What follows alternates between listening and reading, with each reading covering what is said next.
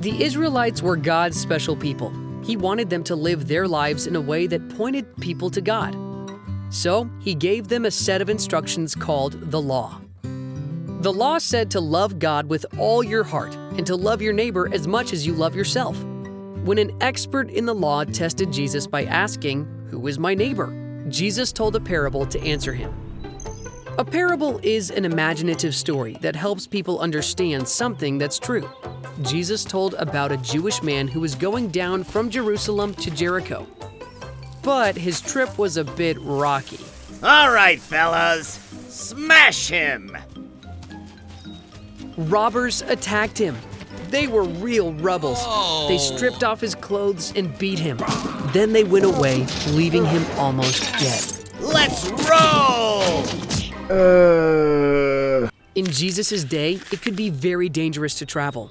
Being robbed of all your stuff was something that could happen. After a bit, a priest came down the path. Oh dear, he looks hurt. But instead of helping, the priest moved to the other side of the road. I don't have time to help. I've got important work to do for God. I'm the cornerstone of my community. Then a Levite came down the road. A Levite is another kind of priest. But instead of helping the man who was hurt, the Levite crossed to the other side of the road and kept walking too. It's crystal clear I don't have time for this. I've got work to do at God's temple. I'm a pillar of my community. The Levite and the priest thought they were following the law by doing their part to serve God, but they did a terrible job of loving their neighbor. Next, a Samaritan man came by. Samaritans were people who served God, but they were not friends with Jewish people.